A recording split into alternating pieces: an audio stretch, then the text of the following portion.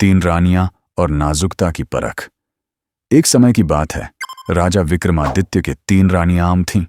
रानी मृदुला, रानी लावण्या और रानी शैलजा।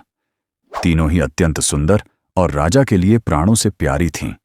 लेकिन उनमें से कौन सबसे नाजुक है, यह जानने की इच्छा राजा के मन में हुई। एक दिन राजा ने तीनों रानियों को अपने दरबार में बुलाया और कहा, मेरी प्रिय, मैं जानना चाहता हूं कि तुम तीनों में सबसे नाजुक कौन है। रानी मृदुला ने कहा, महाराज, मैं इतनी नाजुक हूं कि यदि गुलाब का फूल मेरी त्वचा को छू ले तो मैं लाल हो जाती हूं। रानी लावण्या बोली, मैं तो इतनी नाजुक हूं कि यदि चांदनी रात में ओस की बूंद मेरे गाल पर पड़ जाए तो मेरे आंसू निकल आते हैं। रानी शैलजा मुस्कुराई और बोली, महाराज, मैं तो इतनी नाजुक हूं कि यदि आप मेरी ओर क्रोधित निगाह से भी देखें तो मेरा दिल टूट जाएगा। राजा सोच में पड़ गया। तभी उसने एक युक्ति सोची।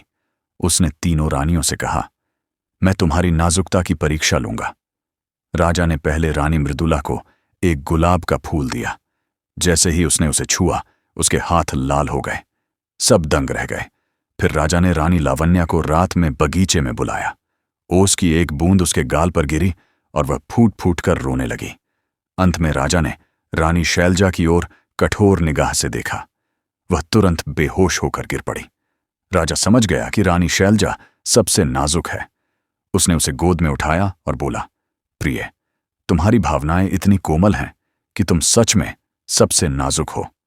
इस तरह राजा ने न केवल तीनों रानियों की नाजुकता को समझा, बल्कि यह भी सीखा कि प्रेम में कोमलता ही सच्ची शक्ति होती है। शिक्षा: नाजुकता दिखावे की नहीं, बल्कि भावनाओं की गहराई से पहचानी जाती है। दोस्तों, कहानी अच्छी लगी तो शेयर, लाइक और सब्सक्राइब जरूर करना और बेल आइकॉन को जरूर प्रेस करना, ताकि जैसे ही मैं कोई कहानी अपलोड करूं, आप तक पहले पहुंच जाए। धन्यवाद।